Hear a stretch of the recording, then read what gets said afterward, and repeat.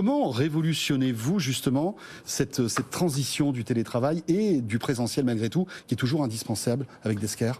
Alors c'est une bonne question. En fait, effectivement, on révolutionne ce qui s'appelle la gestion du travail hybride, donc l'alternance entre le présentiel, le télétravail et les modes de travail un peu modernes, voilà, avec les tiers-lieux, etc. Mhm. En fait, je vais peut-être commencer par vous donner deux chiffres qui vont expliquer un peu notre vision. Le premier, c'est qu'aujourd'hui, à l'heure où on se parle, il y a 27% des Français qui télétravaillent régulièrement. C'est 20 points de plus qu'à l'ère pré-Covid. Quand on dit régulièrement, c'est quoi? C'est 2 jours par semaine? Voilà, d'accord. Voilà, au moins une fois par semaine.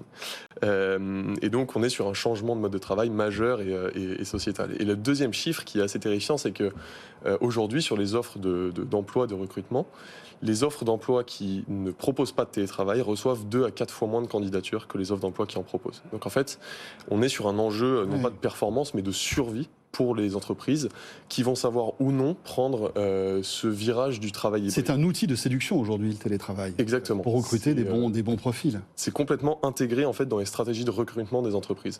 Mais ça va au-delà de ça parce qu'une fois qu'on met en place une charte de télétravail, qu'on a dépensé des centaines d'heures à mettre en place la bonne politique, à interroger les salariés, il faut la mettre en pratique. Et là-dessus, nous, on est convaincus que les outils de demain, d'hier, pardon, ne peuvent pas servir à faire l'entreprise de demain. Ça, c'est impossible. C'est impossible quand on se prétend entreprise à la pointe de l'expérience employée, de se dire, je vais organiser la venue de mes salariés, mon télétravail, mon flex office avec un fichier Excel. Ce qui est le cas dans encore trop d'entreprises en France aujourd'hui et à l'étranger. D'où la création de Desker. Expliquez-nous comment ça marche.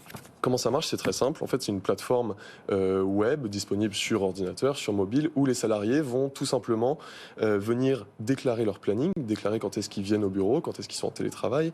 C'est relié directement avec le logiciel de congé, donc il n'y a rien à faire. Votre planning en fait est directement intégré.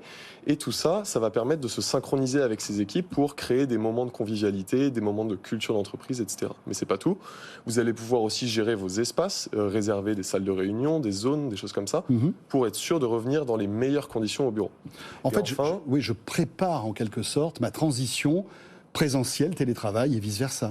Exactement. Et en fait, on fait en sorte d'en tirer le plus possible, puisque ensuite, on va récupérer toutes les données de présence des salariés et en tirer des dashboards et des analyses concrètes pour les départements RH, pour les départements environnement de travail, de manière à ce que la politique de télétravail soit la plus adaptée possible. Au final, on essaye de sublimer l'expérience employée dans un contexte de travail hybride.